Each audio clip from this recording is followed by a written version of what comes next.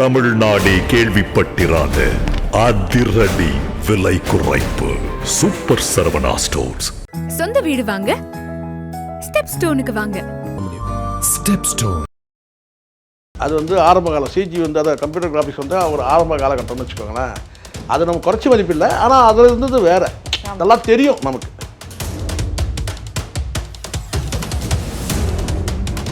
So computer graphics கூட சில நேரங்களில் வாந்தி எடுக்கிற மாதிரி பண்ணுவாங்க. ஆனால் இது இப்போ பார்த்திங்கன்னா ரொம்ப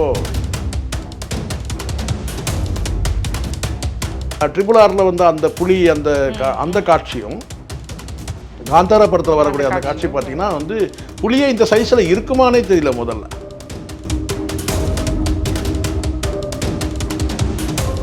மலையாள படத்தை சொல்லிட்டோம்னா நம்ம அது உடனே இவங்க நம்மளை வேறு மாதிரி பார்த்துறாங்க. இவர் மலையாள படத்தை அது அதுதான் சொல்கிறாங்க. அந்த விஷுவல் எஃபெக்டை நம்ம கண்ணு முன்னாடி கொண்டு கொட்டுறதுன்னு இருக்குல்ல, காட்டுறதுன்னு இருக்குது. அது ரொம்ப அந்த வகையில் பார்க்கலாம், படமாக இருக்கும், பார்க்கலாம். நீங்கள் எங்கேயாவதுமா தப்பாக எடுத்துக்கிறீங்க, நான் கமலுக்கு நெகட்டிவாக பேசணும்னு நினைக்காதுங்க. கமலஹாசன் எங்கேயாவது இன்னொரு படைப்பாளியை கூப்பிட்டு பாராட்டி பார்த்துருக்கீங்க நீங்கள்? அந்த படம் இயக்கணும் போது சின்ன சின்ன மனக்கசப்பு நடந்திருக்கலாம், இல்லை தயாரிப்பாளர் முறையில் சில தலையீடுகள் பண்ணியிருக்கலாம். எப்பயுமே கமல்கிட்ட அது உண்டு தானே. கமலுக்கு அடுத்த திறமையாளர்களை, அடுத்த நபர்களை, அடுத்த அறிவாளிகளை அங்கீகரிக்கிற அந்த மனப்பாங்கு கிடையாது.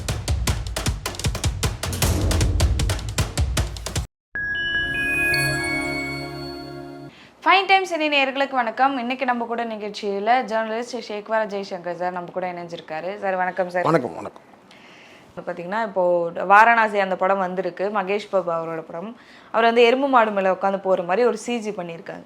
இது என்ன, இது தலைவர் முன்னாடியே பண்ணியிருக்காரு பாரு அப்படின்னு சொல்லிட்டு கமல் அவர்கள் மருதநாயகம் அந்த படத்தில் வந்தது சிஜி இல்லாத டைமில் வந்ததை வச்சு ரெண்டும் கம்பேர் பண்ணி இப்போ போட்டுட்ருக்காங்க. 1000 தான் அவர் இயக்குனர்களோட வேலையில் நடுவில் தலையிடுறாரு, இயக்கமே மாத்துறாரு அப்படின்னு நிறைய இருந்தாலும் கலைஞராக நிறைய இடங்கள் நிறைய போய் கற்றுக்கிட்டு வந்திருக்காரு. நிறைய இந்த மாதிரி எக்ஸ்ப்ளோர் பண்ணி பார்க்கறதுல மிகப்பெரிய ஆள். இப்போ இது அந்த படம் முழுசாக முடிவடையில் நிறைய பிரச்சனைகள் அது குறித்தும் அண்ட் இப்போ இந்த சிஜி வந்ததுக்கு அப்புறமா அவரோட நிறைய விஷயங்கள் இல்லைம்மா. இப்போ சிஜி அடுத்த லெவல் போயிடுச்சு. சிஜி 2.0 சொல்ல முடியும். அந்த அளவுக்கு வேறு லெவலில் போயிட்டுருக்கு. நீங்கள் எல்லா படமும் நீங்கள் எடுத்துங்க.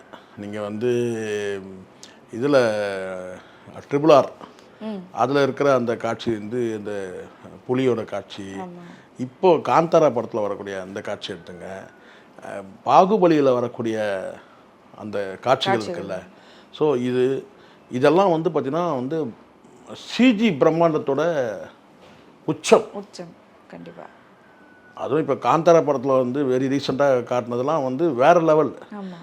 சிஜி கம்ப்யூட்டர் கிராஃபிக்ஸ் காட்டலாம். நம்ம ஒரு காலத்தில் நம்ம ராமநாராயண் படத்தெலாம் பார்த்துருப்பீங்கன்னு நினைக்கிறேன். அது ஆரம்ப காலம் சிஜி அதை கம்ப்யூட்டர் கிராஃபிக்ஸ் ஒரு ஆரம்ப காலகட்டம்னு வச்சுக்கோங்களேன். அது நம்ம குறைச்சி மதிப்பில்லை, ஆனால் அதில் இருந்தது வேறு, அதெல்லாம் தெரியும் நமக்கு. பட் இப்போ பார்த்திங்கன்னா தெரியாத அளவுக்கு எடுக்கிறாங்க. சில இடங்கள்ல அவங்க சொன்னாதான் லியோ படத்தில் அந்த இந்த இந்த காட்சி இருக்குல்ல, இந்த ஓனாய் காட்சி இருக்குல்ல, அதுவும் கூட கிட்டத்தட்ட அப்படிதான். இன்னைக்கு வேற லெவலில் போயிட்டுருக்கு சிஜின்றது. அடுத்து இன்னொரு 5-10 வருஷத்தில் என்ன நடக்கும், ஏன்னா க்ரீன் மேட் வச்சு இந்த மாதிரியான சில காட்சிகள் எடுக்கும்போது அடுத்ததுலாம் வேறு என்ன லெவலில் இவங்க போவாங்கன்றது சொல்ல முடியாது. அந்தளவுக்கு இருக்குது. அதுதான் இங்கே எல்லாரும் சொல்கிறது. நான் என் நண்பர் கூட ஒருத்தர் சொன்னார் படம் பார்த்துட்டு. ஸோ கம்ப்யூட்டர் கிராஃபிக்ஸ் கூட சில நேரங்களில் வாந்தி எடுக்கிற மாதிரி பண்ணுவானுங்க. ஆனால் இது இப்போ பார்த்திங்கன்னா ரொம்ப சொன்னால் கேமரா அதுதான். அதாவது கேட்டால் அது க்ரீன் மேட்டில் வச்சு எடுக்கிறதே நமக்கு நல்லா தெரியும். இது க்ரீன் மேட்டில் தான் வச்சு எடுத்துருக்காங்க தெரியும்.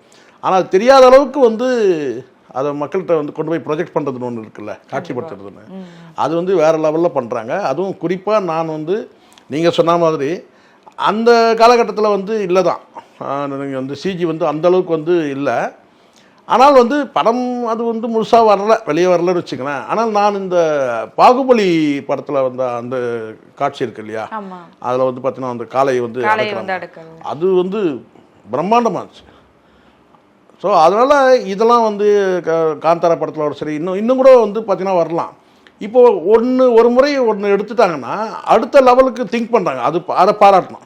ஸோ அதே மாதிரி இருக்கக்கூடாதுன்றதுக்காக இப்போ நீங்கள் பார்த்தீங்கன்னா தெரியும், RRR வந்து அந்த புலி அந்த காட்சியும் காந்தாரா படத்தில் வரக்கூடிய அந்த காட்சி பார்த்தீங்கன்னா வந்து புலியே இந்த சைஸில் இருக்குமானே தெரியல முதல்ல.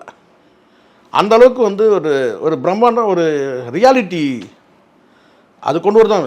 கிராஃபிக்ஸ்ன்னு தெரியக்கூடாது, அந்த அளவுக்கு ரியாலிட்டியாக வந்து வேலைகளை செய்கிற அளவுக்கு இன்றைக்கி டெக்னீஷியன் வந்துட்டாங்க. அது ரொம்ப பாராட்டணும். சில காட்சிகள்லாம் வந்து இன்னும் 2 நாள் கூட ஒரு மலையாள படம் பார்த்தேன்.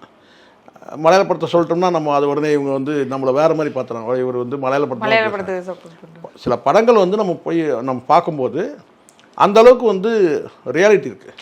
நான் சில நேரங்களில் வந்து இப்போ நான் ஒரு வாரம் முன்னாடி பிரிட்டேட்டர் படம் பார்த்துருக்கீங்களா?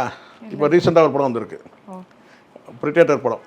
உங்களுக்கு தெரியும்ல, அதில் வந்து பார்த்தீங்கன்னா வந்து பிரிட்டேட்டருடைய அந்த காட்சி முதல் நான் சொல்கிறது அர்னால்டு நடித்த அந்த பிரிட்டேட்டர், அந்த பிரிட்டேட்டரும் பார்த்தேன், இந்த பிரிட்டேட்டரும் பார்த்தேன். என்ன வந்து சொல்கிறேன் நான். பட் இதெல்லாம் அந்த முதல் வந்து அது வந்து அந்த இன்ஸ்பிரேஷன் வேறு மாதிரி தான் இருக்குது இன்ஸ்பிரேஷனு. பட் இதில் வந்து பார்த்திங்கன்னா வந்து இது வந்து சில காட்சிகள் வந்து ரொம்ப குறைவான கேரக்டர்கள் தான், ஒரு 4 அல்லது 5 கேரக்டர்கள் தான் இருக்குது படத்துலேயே. ஆனால் வந்து அந்த காட்சி எடுத்த விதங்கள் வந்து பார்த்திங்கன்னா வந்து இதெல்லாம் எப்படி க்ரீன் மேட்டில் போட்டு எடுத்திருப்பாங்களான்னு சொல்லி கற்பனையாக சொன்னால் கூட நம்ப முடியாது. ஏன்னா அந்த மாதிரி இருந்துச்சு. இது வந்து க்ரீன் மேட் போட்டு எடுத்தது, இது வந்து கிராஃபிக்ஸு அப்படின்னு சொன்னால் கூட இல்லைங்க இது வந்து ரியல் அப்படின்ற அளவுக்கு வந்து அவ்வளோ வந்து விஷுவல் எஃபெக்ட் ரொம்ப நல்லா இருந்துச்சு.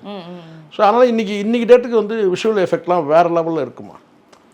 அது என்னென்னா ஒரு பெரிய செலவினத்தை வந்து குறைச்சிருக்கு. முன்னாடிலாம் வந்து பெரிய செட்டு போடணும், இப்போ செட்டு போட வேண்டிய அவசியமே இல்லை. அந்த மாதிரி வந்து க்ரீன் மேட் வச்சு எடுத்துறாங்க. அந்த வகையில் இது வந்து என்ன ரிசல்ட் வருதுன்னு பார்க்கலாம், படம் வந்த பிறகு பார்க்கலாம்.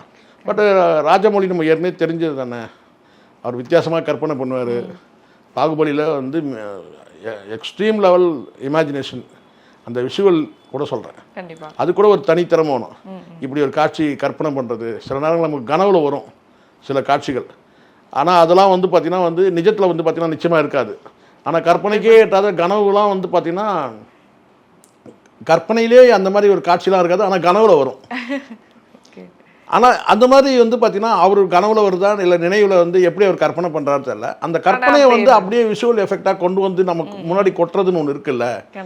பாகுபலி படத்தில் அந்த மாடுகள்லாம் வந்து ஓடுற காட்சி இருக்குல்ல, இப்படி கூட எப்படா ஒரு மனுஷனால கற்பனை பண்ண முடியுது. அந்த மாடுகள் வந்து அந்த நெருப்பு வளையத்தில் வந்து ஓடுற மாதிரி அந்த காட்சி, இது இப்படிலாம் கூட எப்படி வந்து அந்த காலத்தில் இப்படியான போர் திறன் கற்பனையாக இருந்தால் கூட இப்படி ஒரு போர் உத்திகள் இருந்திருக்குமா அப்படின்றது தான் வந்து அதை பார்க்கும்போது ரொம்ப ஆச்சரியமாக இருந்துச்சு. எனக்கு ரொம்ப இன்ட்ரெஸ்டிங்கான சீனான்னு கேட்டால் அந்த போர் உத்திகள் தான். இப்படி கூட எப்படி ஒரு மனுஷனால் யோசிக்க முடியுது, இப்படிலாம் இருந்திருக்குமா ஒரு வேலை அப்படின்னு சொல்லி.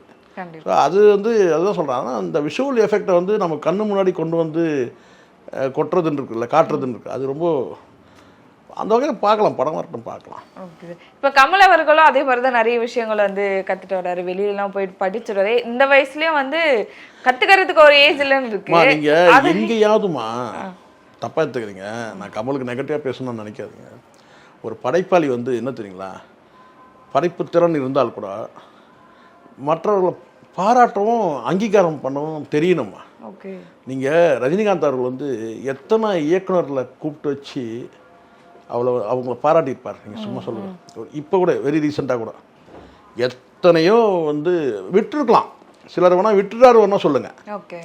ஆனால் எத்தனையோ வந்து புதிய இயக்குநர்களை புதிய படைப்புகள் வந்து வந்தபோது இப்போ ரீசெண்டாக பைசன் கூட நினைக்கிறேன், அந்த படத்தை பார்க்குறதுக்கு அவருக்கு நேரம் இருக்கான்றது ஒரு விஷயம், அது வேறு. வந்து இப்போ ரெஸ்ட்டில் தான் இருக்கிறாரு, படம் பார்த்தேன். அந்த படத்தை பார்த்து அவங்கள கூப்பிட்டு அழைச்சி வந்து பாராட்டுறதுன்றது வந்து சிலரை விட்டுருக்கலாம், சிலரை பண்ணியிருக்கலாம். எங்கேயாவது வந்து அதுவும் புதிய இந்த மாதிரியான பிரம்மாண்ட படைப்புகள் வரும்போது, அது RRR இருக்கட்டும், பாகுபலியாக இருக்கட்டும், காந்தாராவாக இருக்கட்டும், ஒரு இந்திய படைப்பாளியாக கமலஹாசன் வந்து எங்கேயாவது இன்னொரு படைப்பாளியை கூப்பிட்டு பாராட்டியிருக்கீங்க பார்த்துருக்கீங்க நீங்கள்?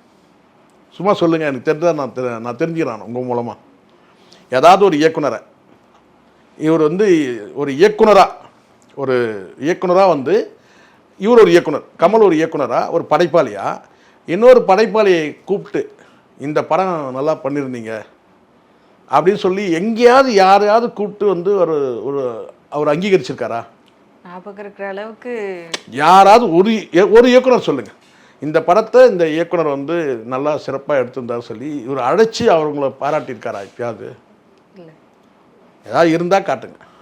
ஆனால் ரஜினி அப்படி இல்லை. எத்தனையோ பேர் வந்து அவருக்கு வாய்ப்பு சந்தர்ப்பம் கிடைக்கும் போது கூப்பிட்டு வந்து கம்பேரிசனுக்காக சொல்கிறதில்ல. கமலுக்கே வந்து அடுத்தவங்கள அங்கீகாரம் பண்ணுறது, அடுத்தவங்கள பாராட்டுறது ஒரு டேஸ்ட் தெரியுமா உங்களுக்கு? அடுத்தவங்கள வந்து பாராட்டுறது, நல்லா இருந்துச்சுப்பா, நல்லா பண்ணுறீங்க. ஓகே. இப்போ நேற்றுக்கு ஒரு ஆங்கர் தம்பி புதுசாக பண்ணுறாரு. அவர் சார் நீங்கள் நிறைய இன்டர்வியூ பார்த்துட்டு நான் ரொம்ப இது பண்ணியிருக்கேன் சார், ஒரு 2 வார்த்தை நல்ல வார்த்தை சொல்கிறார். அவர் சொன்னதுக்காகன்னு சொல்லலை. சரிப்பா ஓகேப்பா ரைட் என்ன பார்க்குறேன் பேசி ஒரு 3/4 மணி நேரம் பேசினோம். பேசிட்டு நான் கிளம்பும் போது அதான் கேட்டேன்னா, தம்பி நல்லா பண்ணணுமா ஆங்கரிங் அப்படின்னு சொன்னேன். ஆனால் அவர் வந்து பார்த்திங்கன்னா சின்ன சின்ன எரர் பண்ணார். ஆனால் நான் அதை வந்து சரி பண்ணிட்டேன். அவர் கேட்கும்போது அதை சரி பண்ணிட்டேன். அதுக்கப்புறம் அவர் வந்து நான் சொன்னேன், தம்பி நல்லா பண்ணிங்கம்மா, தம்பி நல்லா பண்ணுறீங்க, இதே மாதிரி பண்ணுங்க அப்படின்னு சொல்லி சொல்கிறேன். அப்போ அந்த இடத்துல வந்து பார்த்திங்கன்னா வந்து நான் சின்ன குறைகள் நான் சொல்லணும்னா வந்து சொல்லலாம். ஆனால் அது வந்து அது ஈஸியாக இயல்பாக அது வந்து சரியாகக்கூடியது தான். அது ஆரம்பத்தில் அப்படி சில தடுமாற்றங்கள் இருக்கும். ஆனால் நல்லா பண்ணிங்க தம்பின்னு சொல்கிறேன். இதில் என்ன நான் இதுவாகிட்டேன், குறைஞ்சிட்டேன். நல்லா பண்ணிங்க தம்பி, இல்லை நான் கிளம்பி கூட போயிட்டே இருந்துடலாம். தம்பி சூப்பராக பண்ணீங்க, நல்லா பண்ணீங்க தம்பி, இதே மாதிரி பண்ணுங்க. அந்த பாராட்டு அடுத்த ஸ்டெப் அடுத்தவங்கள பாராட்டுறது கூட அது ஒரு கடமை, அது ஒரு டியூட்டி, அது ஒரு டேஸ்ட். ஒரு மூத்த கலைஞராகவும் அதுதான். அது வந்து கமல்கிட்ட எப்பயாவது இருந்திருக்கா? நீங்கள் சொல்லுங்கம்மா. நீங்கள் உங்கள் படத்தையே நீங்கள் வந்து எவ்வளோ தூரம் வந்து உங்கள் படம் நான் சொல்கிறேன். ராஜ்கமல் வந்து கேட்டினா அமரன் படம் வந்து சிவகார்த்திகேயன் நடிச்சிருந்தார், உங்களுக்கு தெரியும் சரிங்களா? இயக்குனர் வந்து எடுத்திருக்காரு. இப்போ நான் கேட்குறது சிக்கலாக இருக்குதான் நினைக்கக்கூடாது தயவு செஞ்சு. அமரன் படம் சக்ஸஸ் தானே, கிட்டத்தட்ட பிளாக் பஸ்டர் தானே அந்த படம். ஏன் அந்த இயக்குனருக்கு அந்த வாய்ப்பு தரக்கூடாது? அவர் படத்தை அமரன் படத்தை இயக்குனருக்கு ஏன் வந்து ரஜினியோட இந்த படத்தில் வாய்ப்பு தரக்கூடாது? இப்போ புரியுதுங்களா? அடுத்தவங்களை உங்கள் சொந்த படத்தை உங்களுக்கு சம்பாரித்து கொடுத்தவனே யார்? அந்த இயக்குனர். நீங்கள் சொல்லுங்கள், அந்த படத்தில் எவ்வளோ அருமையான படம் அமரன். கண்ணுக்கு முன்னாடி ஒரு வரலாறை வந்து அப்படியே கொண்டு வந்து கொடுக்குறான். அவன் தானே இயக்குனர். நீங்கள் பிரம்மாண்ட இயக்குனர், கமர்ஷியல் இயக்குனர், அப்படி போகிறீங்க. இப்போ என்ன நடந்திருக்கும்? அந்த படம் இயக்கணும் போது சின்ன சின்ன வந்து மனக்கசப்பு நடந்திருக்கலாம், இல்லை தயாரிப்பாளர் முறையில் சில தலையீடுகள் பண்ணியிருக்கலாம். எப்பயுமே கமல்கிட்ட அது உண்டு தானே. நான் சொல்கிறது என்னன்னு கேட்டால், உங்கள் படத்தை உங்கள் பேனரில் உங்களுக்கு வந்து இயக்கி வந்து வெற்றிகரமாக கொடுத்த அந்த நபருக்கே நீங்கள் கன்சிடர் பண்ணாமல் சுந்தர் சிகிட்டையும் அங்கேயும் இங்கேயும் போகிறீங்க. அப்போ தெரியலையாம்மா உங்கள் லட்சணம் என்னன்னு? நான் சொல்கிறது புரியுதுங்களா? புரியுது. இதுதான் உங்களுக்கு ஃபைனலாக நான் இந்த விஷயத்தில் கொடுக்குறேன். கமலுக்கு வந்து அடுத்த திறமையாளர்களை, அடுத்த நபர்களை, அடுத்த அறிவாளிகளை வந்து அங்கீகரிக்கிற அந்த மனப்பாங்கு கிடையாது. இதுதான் நான் சொல்கிறேன். அடுத்தவருடைய உழைப்பையும் அடுத்தவருடைய திறமையும் அங்கீகரிக்கிறது ஒரு மூத்த கலைஞர்களுடைய கடமை. அது ஒரு வகையான டேஸ்ட்டும் கூட. அதில் வந்து நீங்கள் ஐயோ இவனை பாராட்டிட்டா அவன் நம்மக்கிட்ட இருந்து ஏதோ சொத்து களவாடி போயிடுச்சு, நம்ம வந்து பறி கொடுத்துற மாதிரி நினச்சிங்கன்னா அவ்வளோதான். இதுதான் காரணம். ஓகே, நம்ம வெயிட் பண்ணி பார்க்கலாம். அடுத்தது யாரு தான் அதை இயக்க போகிறாங்கன்றதுல எல்லாருமே அவ்வளோ வெயிட் பண்ணிட்டு இருந்தாங்க. ஆஃபீஸில் அடுத்த ஒரு அப்டேட் வந்தால் தான் தெரியும். நிறைய விஷயங்கள் எங்களுக்காக பகிர்ந்துக்கிட்டீங்க. ரொம்ப நன்றி சார். நன்றிம்மா.